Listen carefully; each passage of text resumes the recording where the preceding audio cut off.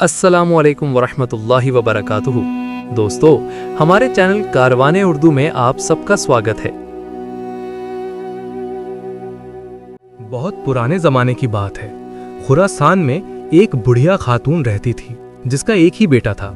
उसका नाम तारिक था। तारिक दिखने में तो एक आम सा लड़का था, लेकिन उसकी कमर से एक तलवार लटक रही थी। तारिक जैसे जैसे बड़ा होता गया, ये तलवार भी उसके साथ बड़ी होती गई। एक रात तारिक ने ख्वाब देखा। अगले दिन भी तारिक ने वही ख्वाब देखा और तीसरे दिन फिर तारिक ने वही ख्वाब देखा। अब तारिक समझ गया कि ये ख्वाब जरूर सच्चा है। तारिक के चेहरे से खुशी साफ झलक रही थी और उसने अपने आप से वादा किया कि वो ये ख्वाब किसी को नहीं बताएगा। जब उसकी माँ ने उसकी खुशी की वजह पूछी तो वो कहने लगा, अम्मा, मैंने ख्वाब देखा है, लेकिन वो ख्वाब मैं किसी को नहीं बता सकता। तारिक की माँ कहने लगी, बेटा, तुम अपना ख्वाब मुझे सुना दो, मैं किसी को नहीं कहूंगी। लेकिन तारिक बोला, नहीं अम्मा, मैं अपना ख्वाब किसी को नहीं बता सकता। फिर तारिक की माँ गुस्से में आकर बोली, तुम्हें ख्वाब सुनाना पड़ेगा, वरना याद रखो मैं तुम्हारे साथ अच्छा सलूक नहीं करूंगी। लेकिन तारिक ने ख्वाब ना सुनाया। इस पर माँ ने पहले तो खूब डांट डपट की और फिर मारपीट करने लगी। लेकिन तारिक पर ना डांट डपट का कोई असर हुआ और ना ही मारपीट का। इत्तेफाक से वहां से शहर का काजी गुजर रहा था। उसने तारिक के रोने और चिल्लाने की आवाज़ सुनी तो वो अपने सिपाहियों से कहने लगा, जाओ देखो कि ये कौन जोर जोर से चिल्ला रहा है। हो सकता है किसी मजलूम को हमारी मदद की ज़रूरत हो। थोड़ी देर बाद सिपाहियों ने आकर इत्तला दी तो काजी कहने लगा, मैं अपनी ज़िंदगी में कभी नहीं रोया और ना ही मैं किसी बच्चे को रोते हुए देख सकता हूँ। इसलिए जाओ और उस लड़के को फ़ौरन मेरे सामने हाजिर करो। सिपाहियों ने तारिक को काजी के सामने पेश किया। काजी ने तारिक से उसके रोने और चिल्लाने की वजह दरियाफ्त की। तारिक कहने लगा, जनाब, मैंने एक अजीबो गरीब ख्वाब देखा है और मेरी माँ मुझे इसलिए मार रही थी कि मैं अपना ख्वाब अपनी माँ को नहीं बता रहा था। काजी ने यह सुना तो मुस्कुराकर बोला, बहुत खूब, मुझे यकीन है कि वो ख्वाब वाकई ही बहुत दिलचस्प होगा। बरखुरदार, क्या तुम मेरा बेटा बनना पसंद करोगे? तारिक खुश होकर बोला, जी जनाब, ये मेरी बड़ी खुशकिस्मती होगी। काजी ने एक सिपाही को तारिक की माँ के पास ये पैगाम देकर भेजा कि अगर आपकी इजाज़त हो तो मैं तारिक को अपने पास रख लूँ। उसकी तालीम व तरबियत की जिम्मेदारी मेरे सर होगी। मुझे उम्मीद है कि आप इनकार नहीं करेंगी। बुढ़िया माँ ने जब ये सुना तो उसका गम खुशी में तब्दील हो गया और वो दौड़ती हुई काजी के पास आई और खुश होकर काजी से कहने लगी, जनाब, आप मेरे बेटे को ले जाएं, मुझे कोई एतराज़ नहीं। और फिर अपने बेटे की तरफ मुतवज्जे होकर कहने लगी, बेटा, तुम काजी साहब की फरमाबरदारी करना और उनका हर हुक्म मानना। जब काजी साहब की गाड़ी काफ़ी दूर जा चुकी तो काजी साहब ने तारिक से फिर पूछा, बरखुरदार, अब बताओ कि तुम इतनी ज़ोर ज़ोर से क्यों चिल्ला रहे थे? तारिक कहने लगा, जनाब, मैं इसलिए चिल्ला रहा था क्योंकि मेरी माँ मुझे मार रही थी। काजी ने पूछा, तुम्हारी माँ तुम्हें क्यों मार रही थी? तारिक कहने लगा, मेरी माँ मुझे इसलिए मार रही थी क्योंकि मैंने ये ख्वाब देखा था और मैं अपनी माँ को वो ख्वाब नहीं बता रहा था और मैं ये ख्वाब किसी को नहीं सुना सकता। काजी मुस्कुराकर बोला, क्या मुझे भी नहीं? तारिक बेखौफ होकर बोला, जी नहीं। फिर काजी मुस्कुराकर कहने लगा, कोई बात नहीं, मुझे यकीन है कि घर पहुंचकर तुम अपना ख्वाब मुझे सुना दोगे। ये कहकर काजी ने कोई और बात छेड़ दी और यहाँ तक कि वो अपने घर पहुंच गए। काजी ने अपने घर पहुंचकर अपने बच्चों को बुलाया और कहने लगा, देखो बच्चों, मैं तुम्हारा नया साथी लाया हूँ। तुम इसके साथ खेलना, लेकिन इसे तंग मत करना, क्योंकि इसने एक अजीबो गरीब ख्वाब देखा है और ये अपना ख्वाब किसी को बताना नहीं चाहता। सबसे बड़ी लड़की कहने लगी, तुम अपना ख्वाब मुझे ही सुना डालो। लेकिन तारिक ने सर हिलाकर कहा, मैं अपना ख्वाब किसी को नहीं सुना सकता। दरमियानी लड़की बोली, क्या मुझे भी नहीं? तब तारिक ने इनकार में सर हिलाया। फिर सबसे छोटी लड़की कहने लगी, मैं तो ज़रूर सुनूंगी। तारिक गुस्से से बोला, अब अगर किसी ने जिद की तो मैं उसे पीट डालूंगा। ये बात काजी को नागवार गुजरी और उसने अपने सिपाहियों को हुक्म दिया, ले जाओ इस बदतमीज़ को और जब तक इसकी अक्ल ठिकाने ना आ जाए इसे वापस ना लेकर आना। जब काजी के नौकर तारिक को ले जा रहे थे तो तारिक की तलवार जोर जोर से हिलने लगी, लेकिन वो खामोश रहा। नौकरों ने तारिक के साथ बहुत अच्छा सलूक किया, यहाँ तक कि वो सब कुछ भूल गया और वो खुशी खुशी उनके साथ रहने लगा। एक दिन काजी की छोटी लड़की का वहाँ से गुजर हुआ। उसे तारिक को देखते ही उसका ख्वाब का जिक्र याद आ गया। वो तारिक से कहने लगी, अगर तुम अपना ख्वाब मुझे सुना दो तो मैं तुमसे शादी कर लूंगी। लेकिन ये सुनकर तारिक को गुस्सा आ गया और तारिक ने 2-3 थप्पड़ उसे मार दिए और कहने लगा, मैं तुमसे पहले ही कह चुका हूं कि अगर कोई मुझसे ख्वाब के बारे में कुछ पूछेगा तो मैं उसे मारूंगा। काजी की लड़की रोते हुए काजी के पास गई और उसने सारी बात काजी को बता दी। जब काजी ने यह सुना तो काजी गुस्से में आकर कहा, अब मैं इस लड़के को किसी कीमत पर नहीं छोड़ूंगा। इसी दिन शहर के बाहर एक फांसी का चबूतरा बनाया गया और शहर भर के लोग ये सारा मंजर देखने के लिए वहां पर जमा हो गए। जब तारिक को फांसी दिए जाने वाली थी तो वहां पर एक सुनहरी घोड़ा गाड़ी आकर रुकी। इस गाड़ी पर शाही परचम लहरा रहा था और इस गाड़ी में मुल्क का सुल्तान बैठा हुआ था। उस सुल्तान ने हुक्म दिया कि इस लड़के की जान बख्श दी जाए। सुल्तान ने सारा मामला सुनने के बाद कहा, इस लड़के को मैं अपने साथ ले जाऊंगा और मुझे यकीन है कि ये लड़का अपना ख्वाब मुझे सुना देगा। काजी ने अदब से कहा, अली जाह, आप इस लड़के को अपने साथ ले जाइए, हम इस गुस्ताख का चेहरा नहीं देखना चाहते। नयाम में तारिक की तलवार 2-3 बार हरकत की और फिर जल्लाद ने तारिक की आंखों से पट्टी खोल दी। तारिक सुल्तान के साथ घोड़ा गाड़ी पर सवार हो गया। रास्ते में सुल्तान तारिक के साथ बड़ी दिलचस्प बातें करता रहा। थोड़ी देर बाद सुल्तान ने पूछा, बरखुरदार, आखिर तुमने ऐसा कौन सा ख्वाब देखा है जो तुम किसी को नहीं बताना चाहते? तारिक अदब से कहा, अली जहाँ, जब तक ख्वाब की ताबीर पूरी नहीं हो जाती मैं अपना ख्वाब किसी को नहीं सुना सकता। सुल्तान मुस्कुराकर बोला, कोई बात नहीं, तुम अपना ख्वाब मुझे नहीं सुना सकते तो शहजादी मुनीजा को सुना डालो। तारिक ने अदब से कहा, नहीं, मैं अपना ख्वाब किसी को नहीं सुना सकता। फिर सुल्तान ने तारिक से कोई बात ना की क्योंकि उसे यकीन था कि शहजादी मुनीजा अपनी अक्लमंदी और होशियारी के साथ उसका राज उगलवा लेगी। जब गाड़ी महल में पहुंची उस वक्त शहजादी मुनीजा बाग में फूल चुन रही थी। जब उसने सुल्तान की गाड़ी देखी तो वो दौड़ती हुई गाड़ी के पास आई, लेकिन तारिक को देखकर वहीं ठहर गई। सुल्तान कहने लगा, देखो बेटा, मैं इसे फांसी के फंदे से उतार कर लाया हूँ। ये बेवकूफ़ अपनी एक छोटी सी जिद के लिए अपनी जान गंवा देता। फिर सुल्तान मुस्कुरा कर बोला, इसने ऐसा ख्वाब देखा है जो ये किसी को सुनाना नहीं चाहता, इसलिए काजी भी गुस्से में आकर इसे फांसी पर चढ़ा देता। अगर मैं वहां पर वक्त पर ना पहुंचता तो आज ये जिंदा ना होता। इसके बाद सुल्तान ने तारिक को मेहमान खाने में ठहराया और उसकी खूब सेवा की। एक दिन शहजादी मुनीजा वहां से गुजरी। वो चमकदार कपड़ों में बिल्कुल आसमानी मखलूक नजर आ रही थी। तारिक ने उसे देखा तो वो देखता ही रह गया। शहजादी मुनीजा तारिक से कहने लगी, तुम अपना ख्वाब मुझे सुना दो, मैं तुमसे वादा करती हूँ कि मैं तुमसे शादी कर लूँगी। लेकिन तारिक सर झुकाकर बोला, ऐ शहजादी, मैं अपना ख्वाब उस वक्त तक किसी को नहीं बता सकता जब तक इसकी ताबीर मालूम ना कर लूँ। कई दिनों से ये राज मेरे सीने में महफूज है और ना जाने ऐसे ही कब तक रहेगा। शहजादी तारिक से ख्वाब के बारे में पूछने के लिए इसरार करती रही। पहले तो तारिक उसे प्यार से समझाता रहा, लेकिन जब शहजादी का इसरार बढ़ने लगा तो तारिक ने गुस्से में आकर शहजादी को एक थप्पड़ मार दिया। शहजादी की नाक से खून बहने लगा और शहजादी वहां से चिल्लाती भागी। जब सुल्तान ने अपनी बेटी का ये हाल देखा तो सुल्तान एकदम सन्नाटे में आ गया और जब उसे पूरी वजह मालूम हुई तो सुल्तान गुस्से से कहने लगा, मैं इस गुस्ताख को नहीं छोड़ूंगा। फिर सुल्तान ने हुक्म दिया कि एक बहुत बड़ा मीनार तैयार किया जाए। फिर बहुत से मजदूर मीनार तैयार करने लगे। शहजादी ने कुछ मजदूरों को अपने पास बुलाया और कहने लगी कि वो मीनार में कुछ खिड़कियां बना दे और वो खिड़कियां ऐसी होनी चाहिए कि वो किसी को नजर ना आए और वो खिड़की इतनी बड़ी हो कि उसके अंदर से खाना और पानी दिया जा सके। मजदूरों ने शहजादी के हुक्म की तामील की और उन्होंने वहां पर खिड़की बना दी। शाम के वक्त तारिक को मीनार में उतार दिया गया और ये मंजर देखने के लिए बहुत से लोग वहां पर इकट्ठे हो गए थे।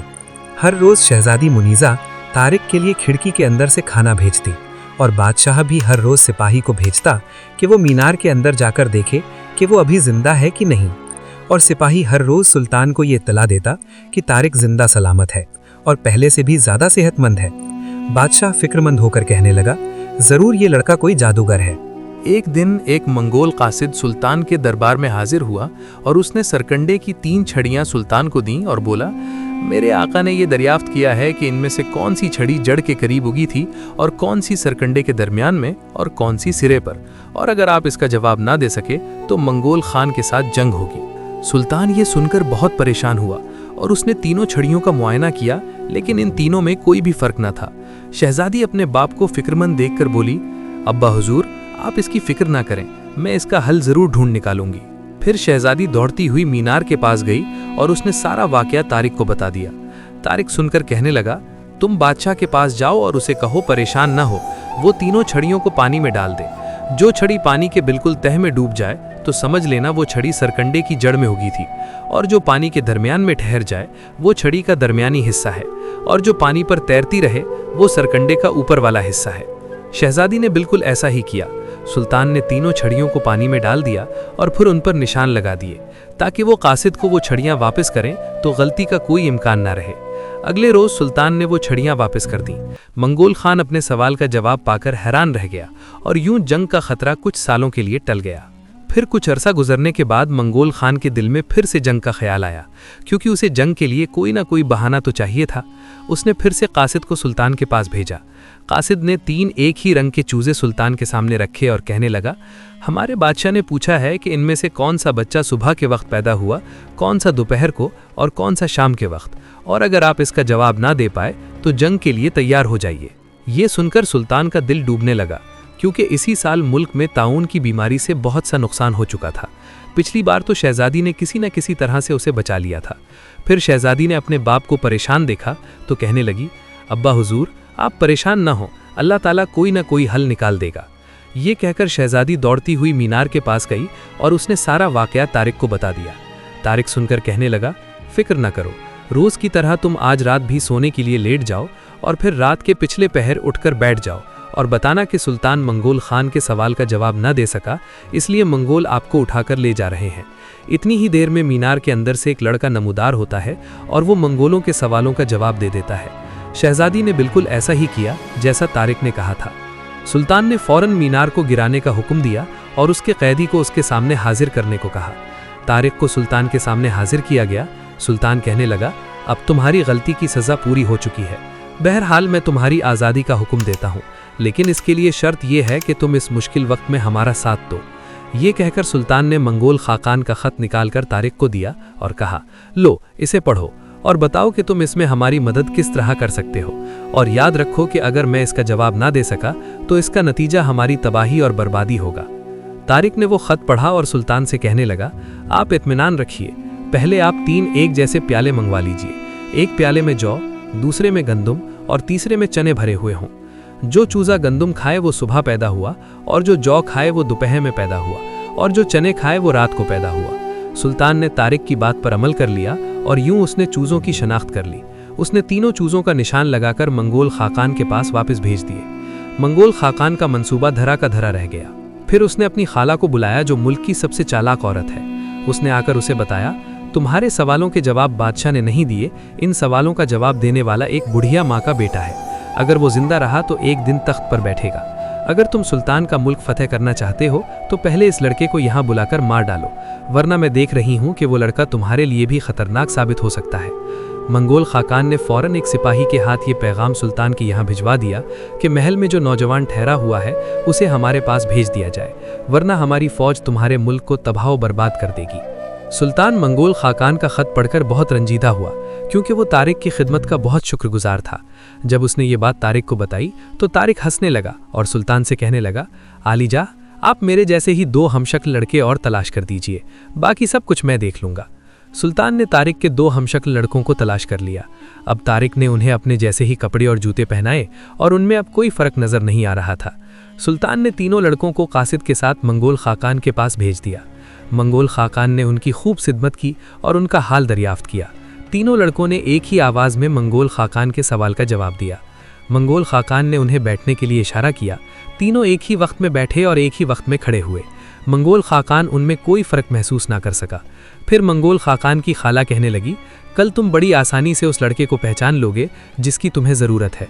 तुम जिस लड़के की आस्तीन फटी हुई देखो उसे फ़ौरन कत्ल कर देना। फिर रात के वक्त वो तीनों लड़के एक ही कमरे में सो गए। रात के वक्त वही बुढ़िया औरत उस कमरे में दाखिल हुई जहां तीनों लड़के एक ही पलंग पर सो रहे थे।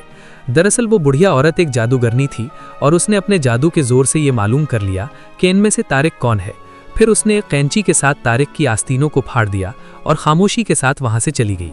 सुबह उठकर जब तीनों लड़कों ने तारिक की आस्तीनें फटी हुई देखीं तो उन्होंने भी अपनी अपनी आस्तीनें फाड़ कर फेंक दी। फिर ये तीनों लड़के मंगोल खाकान के साथ नाश्ता करने के लिए पहुंचे और बुढ़िया जादूगरनी एक खिड़की के अंदर से उन्हें देख रही थी कि अचानक उसने देखा कि तीनों लड़कों की आस्तीनें फटी हुई हैं और मंगोल खाकान एक बार फिर से तारिक को पहचानने में नाकाम हो गया। आखिरकार मंगोल खाकान ने तीनों लड़कों को खुरासान वापस भेज दिया। शहजादी मनीज़ा और सुल्तान तारिक को देखकर बहुत खुश हुए और फिर सुल्तान को ज़्यादा अरसे तक चैन से रहना नसीब ना हुआ, क्योंकि एक दिन फिर मंगोल खाकान ने तारिक को बुलवा भेजा। कासिद ने आकर मंगोल खाकान का पैगाम सुल्तान को कहा कि ये लड़का बहुत खतरनाक है, इसलिए इसे वापस हमारे पास भेज दिया जाए, लेकिन इस बार इसे अकेले ही भेजा जाए। शहजादी और सुल्तान बहुत रंजीदा हुए। तारिक कहने लगा, आप फिक्र न करें, मैं हर काम को ठीक कर दूंगा। फिर अगली सुबह तारिक सफ़र पर रवाना हो गया। जब तारिक मंगोल खाकान के महल के करीब पहुंचा तो दरवाजे पर ही वो जादूगरनी खड़ी थी और कहने लगी, तुम आखिरी बार ही इस दरवाजे से गुजर रहे हो, अब तुम्हें जिंदा इस दरवाजे से निकलना नसीब नहीं होगा। तारिक के नियाम में जो तलवार लटक रही थी वो 2-3 बार जोर जोर से हिली, लेकिन तारिक ने उस बुढ़िया औरत की बात पर कोई तवज्जो न दी। जब तारिक सहन में पहुंचा तो वहां बहुत से मंगोल सिपाही अपनी अपनी तलवारें लिए खड़े थे। फिर तारिक की तलवार बिजली की तेजी की तरह नियाम से निकली और उसने सब सिपाहियों को गाजर मूली की तरह काट डाला। इस बुढ़िया जादूगरनी ने जब ये देखा तो वो समझ गई कि जब तक इस नौजवान के पास ये तलवार है तो कोई इसका कुछ नहीं बिगाड़ सकता। इस जादूगरनी ने तलवार को चुराने की कोशिश की, लेकिन तलवार नियाम से निकली और उसने इस बुढ़िया औरत की नाक को जड़ से काट दिया। वो रोती पीटती मंगोल खाकान के पास पहुंची। मंगोल खाकान ने पूरी फौज को हुक्म दिया कि वो तारिक को पकड़कर उसकी तलवार छीन ले, लेकिन तारिक की तलवार ने पूरी फौज का सफाया कर दिया और तारिक को एक खराश तक न आई। और दूसरी तरफ सुल्तान ने बहुत सी फौज इकट्ठी की और बगदाद से एक खलीफा ने उसकी मदद के लिए एक ज़बरदस्त लश्कर भेजा। इस फौज के साथ सुल्तान और शहजादी मनीज़ा मंगोलों के साथ जंग करने के लिए निकल पड़े। जब वो मंगोलों के मुल्क के बिल्कुल करीब थे तो उन्हें सामने से तारिक आता दिखाई दिया। फिर तारिक ने बताया कि उसने क्या कारनामा सरअंजाम दिया है और फिर पूरी फौज नारे लगाने लगी और तारिक को लेकर महल वापस पहुंच गई। सुल्तान ने तारिक को अपने पास बिठाया और कहा, बेटा, तुम्हारी अकलमंदी, बहादुरी, दानिशमंदी, इन सब ने मुल्क को बचा लिया है। अब तुम शहजादी मनीज़ा से शादी करोगे। ये बात सुनकर पूरे दरबार में खुशी फैल गई। तारिक की आंखों में आंसू आ गए और वो कहने लगा, आली जाह, मैं एक मामूली सी बुढ़िया माँ का बेटा हूँ, शहजादी से शादी मेरे लिए बाइसे फ़ख्र होगी, लेकिन क्या आपको वाकई ही मुझ पर भरोसा है? सुल्तान कहने लगा, तुमने 3 बार मेरी सल्तनत को तबाही से बचाया है। तुमने वफादारी, अक्ल और जुरत का सबूत दिया है। अगर कोई शख्स शहजादी मनीज़ा के काबिल है तो वो तुम हो। शहजादी मनीज़ा शर्माई, लेकिन वो भी दिल ही दिल में बहुत खुश थी। और फिर शादी की तैयारियां होने लगीं, हर तरफ चरागान किया गया और पूरा शहर खुशियों में डूब गया। शादी के दिन तारिक ने वही तलवार अपनी कमर से बांधी जो बचपन से आज तक उसके साथ थी। और जब निकाह मुकम्मल हुआ तो अचानक आसमान पर बादल छा गए, बिजली कड़कने लगी और तारिक की तलवार अचानक चमकने लगी। ये देखकर सब लोग हैरान रह गए। अचानक एक आवाज़ गूंजी, तारिक, अब तेरा ख्वाब पूरा हो गया। ये सुनकर तारिक चौंक गया। सुल्तान ने पूछा, बेटा, ये क्या मौजिज़ा है? तारिक कहने लगा, आली जाह, मेरा ख्वाब ये था कि एक दिन मैं ऐसी तलवार का मालिक बनूंगा जो रोशनी और सच्चाई की अलामत हो। जिस दिन ये तलवार नूर बरसाएगी तो उस दिन मेरी जिंदगी का मकसद पूरा हो जाएगा। ये कहकर तारिक ने तलवार निकाली और आसमान की तरफ उठा दी। नूर के बादल छट गए और सूरज की किरणों ने महल को मुनव्वर कर दिया। शहजादी मनीज़ा मुस्कुराकर बोली, अब बताओ, क्या तुम्हारा ख्वाब मुकम्मल हो गया? तारिक कहने लगा, हाँ, मेरा ख्वाब मुकम्मल हो गया, लेकिन अगर तुम मेरे साथ रहो तो ये ख्वाब हमेशा जिंदा रहेगा। ये सुनकर तालियों की गूंज पूरे महल में सुनाई दी। सुल्तान ने दोनों के सरों पर हाथ रखकर उन्हें दुआ दी और यूं तारिक और मनीज़ा की कहानी हमेशा के लिए अमर हो गई। दोस्तों, उम्मीद करता हूँ आपको आज की ये वीडियो बहुत पसंद आई होगी। पसंद आने की सूरत में इस वीडियो को लाइक करके अपने दोस्तों के साथ ज़रूर शेयर कीजिएगा और हमारे चैनल कारवाने उर्दू को भी सब्सक्राइब कीजिएगा। मिलते हैं एक और नई वीडियो के साथ, तब तक के लिए अल्लाह हाफिज़।